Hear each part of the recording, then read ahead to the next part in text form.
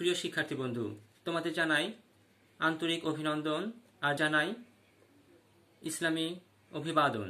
আসসালামু আলাইকুম। আশা করি তোমরা প্রত্যেকে খুব বেশি ভালো আছো। আমি মাহমুদ, প্রভাষক, সমাজবিজ্ঞান, সৈয়দপুর মহিলা মহাবিদ্যালয়, সৈয়দপুর, নীলফামারী।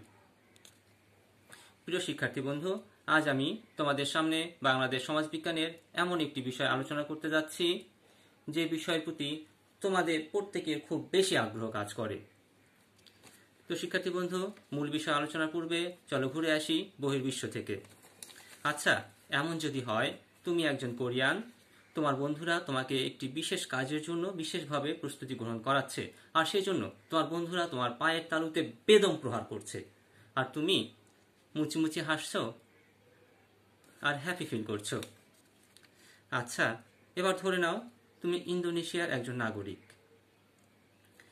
কিছুক্ষণ পর তুমি খুব ভালো কিছু পেতে যাচ্ছ, সেই জন্য তোমার বন্ধু বান্ধব, তোমার আত্মীয় স্বজন, তোমার বাড়ির লোকজন তোমাকে খুব চোখে চোখে রাখছে। এই জন্যই চোখে চোখে রাখছে যেন তুমি টয়লেটে যেতে না পারো। হ্যাঁ বন্ধু, এভাবে 3 দিন তোমার সব ধরনের টয়লেট বন্ধ। আচ্ছা, একটু ভেবে দেখো তো,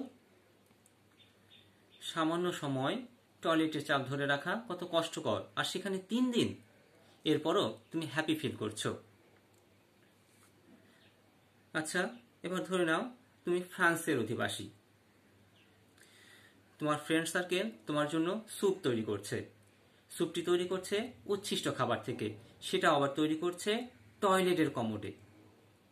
এরপর সেটা তোমার সামনে পরিবেশন করা হলো, তুমি সেটা পান করলে আর হ্যাপি ফিল করলে। আচ্ছা, এবার শেষবারের মতো ধরে নাও তুমি স্কটল্যান্ডের একজন নাগরিক। তুমি দাঁড়িয়ে আছো রাস্তার পাশে, তুমি একা নও, তোমার সাথে আরো একজন। এমন সময় তোমার শুভাকাঙ্ক্ষীরা হঠাৎ এসে তোমাদের গোসল করিয়ে দিল আবর্জনা দিয়ে। শুধু আবর্জনা বললে ভুল হবে, পচা আবর্জনা। এরপরও তুমি হ্যাপি ফিল করছো। প্রিয় শিক্ষার্থী বন্ধু, তোমরা কি বুঝতে পারছো আমি কোন বিষয়ের ইঙ্গিত করছি? আচ্ছা, আমি বলে দিচ্ছি। এতক্ষণ আমি যে বিষয়গুলো আলোচনার অবতারণা করলাম সেগুলো হলো ওই সকল দেশের বিবাহ রীতি। তবে তোমাদের ঘাবড়ানোর কোনো প্রয়োজন নাই, কেননা আমাদের দেশের বিবাহ রীতি এত জটিল আর কঠিন নয়। তো শিক্ষার্থী বন্ধু, কি বিয়ে করতে চাও? একটু অপেক্ষায় থাকো। তো শিক্ষার্থী বন্ধু, তোমরা এতক্ষণে বুঝে গেছো আমাদের মূল আলোচনার বিষয় কি। তো এটি হচ্ছে সমাজবিজ্ঞানের অত্যন্ত গুরুত্বপূর্ণ একটি প্রত্যয়। প্রত্যয়টি হল বিবাহ। হ্যাঁ শিক্ষার্থী বন্ধু, আজ আমরা এই বিবাহ সম্পর্কে জানব, আর এই অধ্যায়টি বা এই বিষয়টি তোমরা খুঁজে পাবে একাদশ দ্বাদশ শ্রেণীর সমাজবিজ্ঞান দ্বিতীয় পত্র বইয়ের 7ম অধ্যায়ে।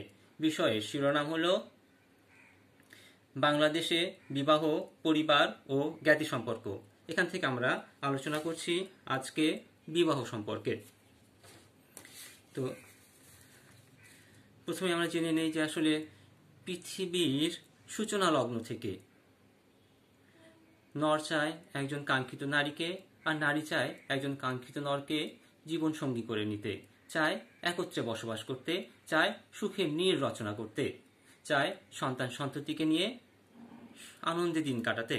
এমনই সব আশা আকাঙ্ক্ষার নিরিখে গড়ে উঠেছে সমাজবিজ্ঞানের অন্যতম একটি কেন্দ্রীয় প্রত্যয় বিবাহ। আসো এখন আমরা জেনে নেই বিবাহ সম্পর্কে বিশিষ্ট বিজ্ঞানীরা কি বলেছেন।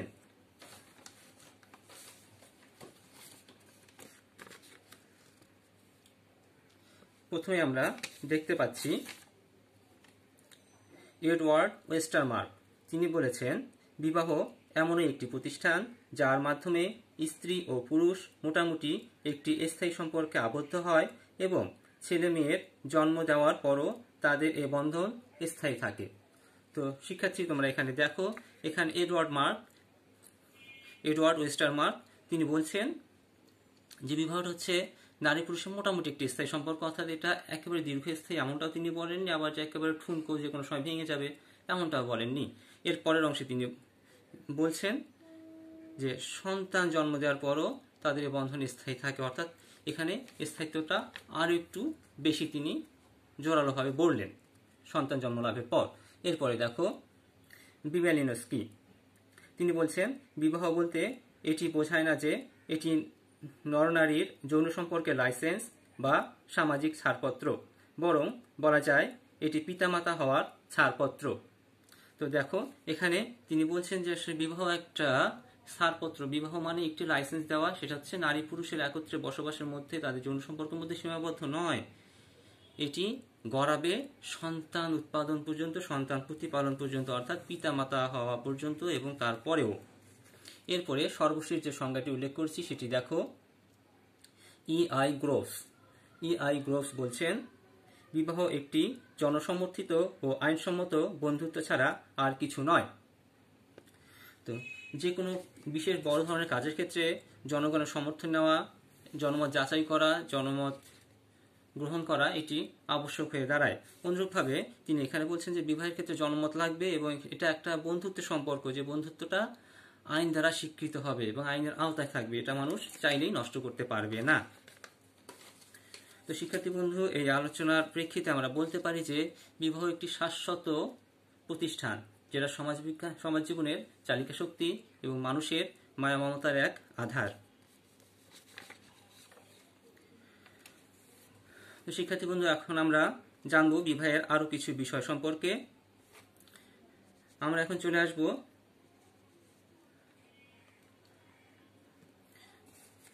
বিবাহের কিছু বৈশিষ্ট্য বা শর্ত সম্পর্কে। বিয়ে করতে গেলে যে কোনো কাজ করতে গেলে কিছু শর্ত পালন করতে হয়। তো এই শর্তগুলোর মধ্যে বিবাহের মধ্যে কিছু শর্ত রয়েছে। এখানে দেখো প্রথমে দেয়া আছে বয়প্রাপ্ত হওয়া।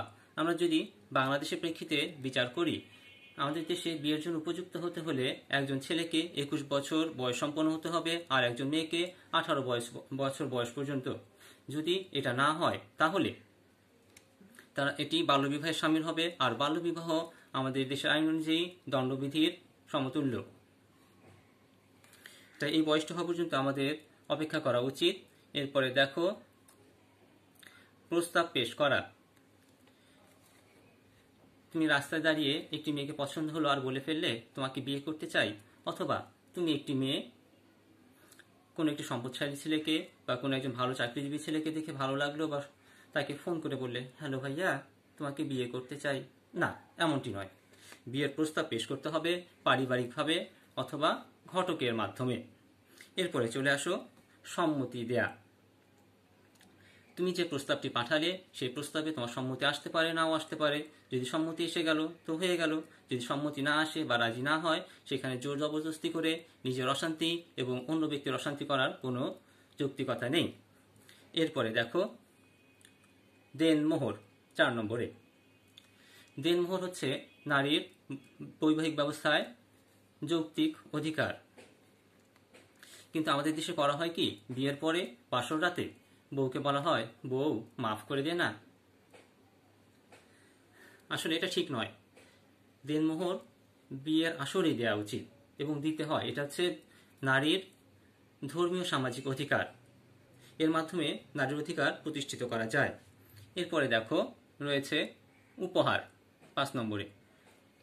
যখন কোনো বাড়িতে বিয়ের অনুষ্ঠান করা হয় সেখানে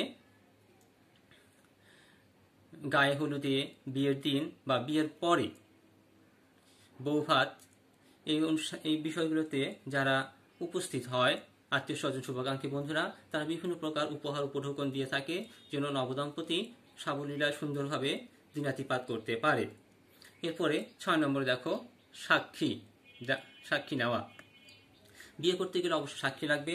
আমাদের ধর্মীয় দিক থেকে এবং সামাজিক দিক থেকে এবং আইনগত দিক থেকে সাক্ষী থাকতে হবে। সাক্ষী যদি না থাকে সে বিয়ে তেমন একটি বিশেষ গুরুত্ব বহন করবে না। তারপর শেষে রয়েছে নিবন্ধীকরণ। বিয়েকে নিবন্ধীকরণ করতে হবে, তাহলে এটা সব সময় একটি শক্ত ভিত্তির উপর দাঁড়িয়ে থাকবে। যে বিয়ে নিবন্ধন নেই, লাইসেন্স নেই, কোনো সরকারি অনুমোদন নেই, সেই বিবাহকে যে কোনো সময় অবৈধ বিবাহ বলা যেতে পারে, অথবা যে কেউ যে কোনো কাউকে বিশেষ কোনো কারণ ছাড়াই ছেড়ে যেতে পারে। তাই বিয়ে করতে গেলে অবশ্যই এই শর্তগুলো মানতে হবে। এখন আমরা আমাদের বাংলাদেশে বিভিন্ন ধরনের মানুষ বাস করে বিভিন্ন অঞ্চলে, এবং বিভিন্ন মানুষের মানসিকতা এবং সামর্থ্য অনুযায়ী বিয়েগুলো বিভিন্ন রকম হয়ে থাকে। তাই বিবাহের শ্রেণীবিন্যাসও বিভিন্ন ধরনের। আমরা বিবাহকে নিম্নোক্তভাবে শ্রেণীবিন্যাস করতে পারি, বা এটাকে আমরা বলতে পারি বিবাহের ধরন বা প্রকারভেদ। প্রথমে আমরা দেখতে পাচ্ছি সংখ্যার ভিত্তিতে।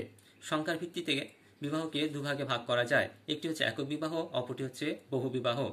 একজন পুরুষ একজন নারী গ্রহণের মাধ্যমে যে বিবাহ সম্পাদিত হয়, অথবা একজন নারী একজন পুরুষকে গ্রহণের মাধ্যমে যে বিবাহ সম্পাদিত হয় সেটাকে একক বিবাহ বলে। এই একক বিবাহ আমাদের বাংলাদেশের সকল স্থানেই দেখতে পাওয়া যায়, এবং এটি একটি আদর্শিক বিবাহ ব্যবস্থা। আর বহু বিবাহ হচ্ছে যখন একজন পুরুষ একাধিক নারীকে স্ত্রী হিসেবে গ্রহণ করে, অথবা একজন নারী একাধিক পুরুষকে স্বামী হিসেবে গ্রহণ করে, এ ধরনের বিবাহকে বহু বিবাহ বলা হয়ে থাকে। আমাদের দেশে গ্রামাঞ্চলে সম্ভ্রান্ত ব্যক্তিরা একাধিক স্ত্রী গ্রহণ করতেন, এরকম অনেক নজির রয়েছে এবং বর্তমানেও কিছু কিছু জায়গায় রয়েছে। তবে নারীরা একাধিক ব্যক্তিকে স্বামী হিসেবে গ্রহণ করে এর নজির বাংলাদেশে বিরল হলেও একেবারে নেই এ কথা বলা যাবে না। এরপরে আমরা দেখতে পারবো পাত্রপাত্রী নির্বাচনের ভিত্তিতে বিবাহ। পাত্রপাত্রী নির্বাচনের ভিত্তিতে বিবাহকে দুভাগে ভাগ করা যায়, অন্তর্গোষ্ঠী বিবাহ এবং বহির্গোষ্ঠী বিবাহ। অন্তর্গোষ্ঠী বিবাহ হচ্ছে সেই বিবাহ ব্যবস্থা যেখানে পাত্রপাত্রী নিজ গোষ্ঠীর মধ্যে, নিজ সম্প্রদায়ের মধ্যে খুঁজে নিয়ে তাদের মধ্যে বিয়ের ব্যবস্থা করা হয়। আর বহির্গোষ্ঠী বিবাহ হচ্ছে যখন পাত্রপাত্রী নির্বাচন করা হয় নিজ গোষ্ঠীর বাহিরে, নিজ সম্প্রদায়ের বাহিরে, নিজ আত্মীয় স্বজনের বাহিরে, এমন বিবাহকে বহির্গোষ্ঠী বিবাহ বলা হয়। বর্তমানে শিক্ষা সচেতনতা বৃদ্ধির ফলে এবং সমাজের গতিবৃদ্ধির ফলে এই বিবাহ সংখ্যা বেড়ে চলেছে। এরপরে রয়েছে কাজিন বিবাহ। কাজিন বিবাহকে আমরা দুভাগে ভাগ করতে পারি, প্যারালাল কাজিন বিবাহ এবং ক্রস কাজিন বিবাহ। তোমরা এই জায়গাটা খুব বেশি ভুল করো, একটু ভালো করে মনোযোগ সহকারে শোনো, তাহলে হয়তো আর ভুল নাও হতে পারে। প্যারালাল অর্থ সমান্তরাল। এখন দেখো, বাবা পুরুষ মানুষ, বাবার ভাই চাচা সেও পুরুষ মানুষ। আর এদিকে দেখো, মা মহিলা মানুষ, মার বোন খালা সে হচ্ছে মহিলা মানুষ। এরকম বাবার ভাই মার বোন সমান্তরাল, লিঙ্গান্তর ক্রস হয়নি, সমান্তরাল রয়েছে। তাই এই ধরনের আত্মীয়ের মধ্যে বিবাহ হলে এটাকে বলা হয় প্যারালাল কাজিন বিবাহ। আবার লক্ষ্য করো, বাবার বোন ফুপু, বাবা পুরুষ মানুষ, ফুপু মহিলা মানুষ, লিঙ্গান্তর ক্রস হয়ে গেল। আবার এদিকে দেখো, মা মহিলা মানুষ, মার ভাই মামা পুরুষ মানুষ, লিঙ্গান্তর ক্রস হয়ে গেল। এ ধরনের আত্মীয়ের মধ্যে বিবাহ হলে সেটাকে বলা হয় ক্রস কাজিন বিবাহ। এরপর আমরা দেখব স্বামী বা স্ত্রীর মৃত্যুর পরবর্তী বিবাহ ভিত্তিক। অর্থাৎ কারো যদি স্বামী বা স্ত্রী মারা যায় এরপরে যে বিবাহ হয় এটা ভিত্তিতে ভাগ করা হয়েছে লেভিরেট এবং সরোরেট। লেভিরেট বিবাহ হচ্ছে যখন কোনো স্ত্রীর স্বামী মারা যায় তখন তার নিজের নিরাপত্তার জন্য হোক, বা তার সন্তান নিরাপত্তার জন্য হোক, বা সম্পত্তি নিরাপত্তার জন্য হোক, তখন স্বামীর কোনো ভাইকে যদি বিয়ে করে তখন সেটাকে বলা হয় লেভিরেট বিবাহ। আর কোনো স্বামীর স্ত্রী যদি মারা যায় তখন সেই স্বামী যদি তার স্ত্রীর কোনো বোনকে বিবাহ করে তখন সেটাকে বলা হয় সরোরেট বিবাহ। এটাকে শালিকা বিবাহ হিসেবেও পরিচিত। এরপরে দেখো বংশমর্যাদা ভিত্তিক। বংশমর্যাদা ভিত্তিক বিবাহকে দুভাগে ভাগ করা হয়, অনুলোম বিবাহ এবং প্রতিলোম বিবাহ। এখন দেখো, অনুলোম বিবাহ হচ্ছে যখন উঁচু বর্ণের কোনো পাত্রের সাথে নিচু বর্ণের পাত্রীর বিয়ে হয়, সেই বিবাহটাকে বলা হয় অনুলোম বিবাহ। অর্থাৎ পাত্রী থাকবে সম্পদে পরিপূর্ণ আর পাত্র থাকবে অপেক্ষাকৃত অনেকটা নিচু। আবার যদি এমন হয় পাত্র নিচু বর্ণের, পাত্রী উঁচু বর্ণের, মর্যাদার দিক থেকে অনেক কম বেশি, এই ধরনের ছেলে মেয়েদের মধ্যে বিবাহ হলে এটাকে বলা হয় প্রতিলোম বিবাহ। এরপরে আসো সমতার ভিত্তিতে বিবাহ। সমতার ভিত্তিতে বিবাহকে দুভাগে ভাগ করা হয়, একটি হচ্ছে সমবিবাহ আর একটি হচ্ছে অসমবিবাহ। সমবিবাহ সেটিকে বলা হয় যে বিবাহে পাত্রপাত্রী শিক্ষাগত যোগ্যতা, আর্থিক সামর্থ্য, সামাজিক প্রতিপত্তির দিক থেকে প্রায় সমানে সমান থাকে। এমন পাত্রপাত্রীর মধ্যে বিবাহ হলে বা ছেলের মধ্যে বিবাহ হলে এটাকে বলা হয় সমবিবাহ। আর যদি হয়ে থাকে শিক্ষাগত যোগ্যতায় দুজনের মধ্যে কম বেশি রয়েছে, সামাজিক মর্যাদা কম বেশি রয়েছে, আর্থিক প্রতিপত্তিতে কম বেশি রয়েছে, তখন এটাকে বলা হয় অসমবিবাহ। এরপরে আসো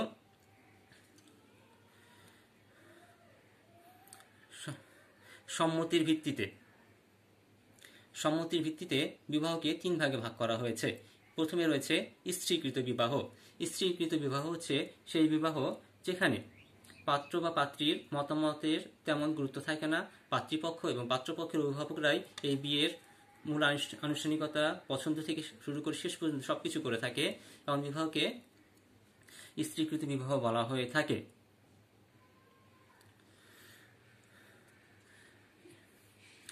স্ত্রীকৃত বিবাহকে যদি আমরা বন্দোবস্ত বিবাহ বলি তবু এটা ভুল হবে না, এই দুটো মূলত একই জিনিস। এরপরে দেখো রোমান্টিক বিবাহ খ নম্বরে। রোমান্টিক বিবাহ বলতে কি বলছো তোমরা খুব বেশি বোঝো এই বিষয়টা, এই বিষয়ে তোমরা খুব বেশি স্পর্শকাতর এবং খুব বেশি আন্দোলিত হও। দেখো এখানে যে হচ্ছে প্রেম দুটি বর্ণের সমন্বয়ে গঠিত, যা রয়েছে একটি একার একটি রয়েছে রফালা। তো দেখো তোমরা প্রেম করো, সমস্যা নেই, প্রেম করে বিয়ে করতে পারো। তবে একটি জিনিস মনে রাখো, তুমি যদি প্রেম করো বিয়ের আগে তবে মনে রাখবে প্রেম বাগানের মালি তুমি। আর যদি প্রেম করো বিয়ের পরে তাহলে তুমি একই সাথে প্রেম বাগানের মালি এবং প্রেম বাগানের মালিক দুটোই। শেষেরটাই অধিক গ্রহণযোগ্য আর এটা বেশি ভালো। আর অ্যাজ এ টিচার আমি তোমাদের সাজেস্ট করব তোমরা পরেরটাকে গ্রহণ করো, অর্থাৎ প্রেম ঘটিত যে বিবাহ এটাকে বলা হয় রোমান্টিক বিবাহ। এরপরে রয়েছে শেষে বলপূর্বক বিবাহ। বলপূর্বক বিবাহ বলা হয় পাত্র অথবা পাত্রী যে কোনো একজনের মত নেই, একটি ছেলে একটি মেয়েকে পছন্দ করলেও কিন্তু মেয়েটির মত নেই, মেয়েটিকে অপহরণ করে হোক বা জোর করে হোক, যে কোনোভাবে হোক, চাপ প্রয়োগ করে হোক বিয়ে করলো, এটাকে বলা হচ্ছে বলপূর্বক বিবাহ। আবার উল্টোটা হতে পারে, কোনো একটি মেয়ে কোনো একটি ছেলেকে পছন্দ করলো কিন্তু ছেলেটি রাজি নয়, তারপর তাকে বল প্রয়োগ করে বা যে কোনো ছলনার মাধ্যমে হোক বা চাপ প্রয়োগ করে হোক বিবাহ সম্পাদন করলো, এটাকে বলা হচ্ছে বল প্রয়োগ বিবাহ। সর্বশেষ একটি বিবাহের ধরন রয়েছে, সেটা হচ্ছে টেলিফোন বিবাহ। আধুনিক সমাজে ব্যস্ততার কারণে অনেক সময় কাছাকাছি আসা সম্ভব হয় না, কেউ হয়তো বা রয়েছে দেশে, কেউ রয়েছে প্রবাসে, তাই ফোন করে বলছে হ্যালো আমি রবিন, আমি কবুল।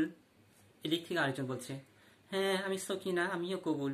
অর্থাৎ পাত্রপাত্রী কেউ উপস্থিত নেই, যোগাযোগ মাধ্যমে তাদের বিয়ে হয়ে গেল টেলিফোনের মাধ্যমে। এই জন্য এই ধরনের বিবাহকে বলা হচ্ছে টেলিফোন বিবাহ। তো আমরা বিবাহের ধরন জানলাম, এখন জানবো আমরা সর্বশেষে যে বিষয়টা, সেটা হচ্ছে বিবাহের সামাজিক গুরুত্ব। আসলে কি বিবাহের কোনো সামাজিক গুরুত্ব রয়েছে? হ্যাঁ, অবশ্যই রয়েছে। যেহেতু বিবাহ সামাজিক ব্যবস্থায় ঘটে থাকে তাই এর সামাজিক গুরুত্ব অপরিসীম। দেখো বিয়ের মাধ্যমে যে সামাজিক বিষয়গুলো হয়ে থাকে, এক হচ্ছে বিবাহ সমাজের ব্যক্তি মানুষের চরিত্রকে দৃঢ় করে, মানুষ চারিত্রিকভাবে দৃঢ়তা অর্জন করে, চারিত্রিক সংশোধনের সুযোগ পায়। এর মাধ্যমে পরিবার প্রতিষ্ঠিত হয়, সাবলীলভাবে চলে ওঠে, দুটি পরিবার একত্রিত হয়ে যায়, ভিন্ন দুটি পরিবার একত্রে মিশে যায়, আত্মীয়তা বেড়ে যায়।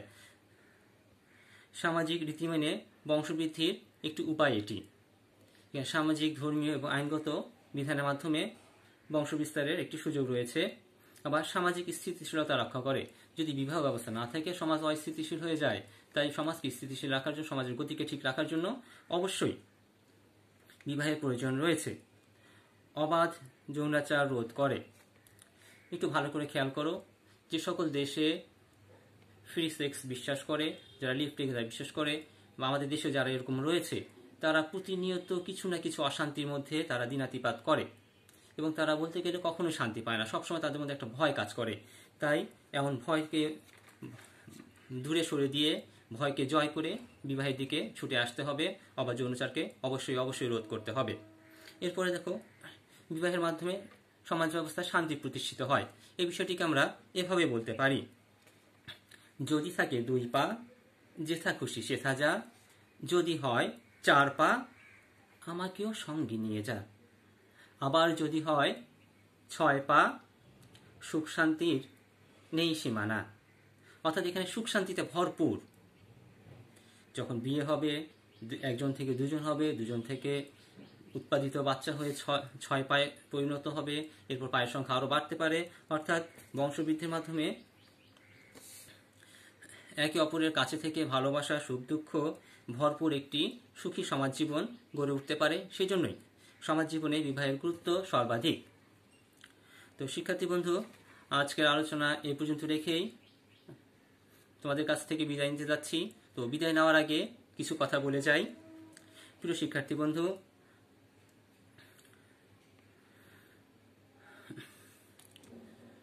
মহামারী করোনার কারাগ্রাসে আচ্ছাদিত আমরা সবাই। এখনই উপযুক্ত সময় সামাজিক অনাচার, সমাজগঠিত কাজ থেকে ফিরে আসার জন্য আমরা সুখী সমৃদ্ধশালী সমাজ জীবন গঠন করতে পারি। ধন্যবাদ সবাইকে। খোদা হাফেজ। ভালো থেকো সবাই।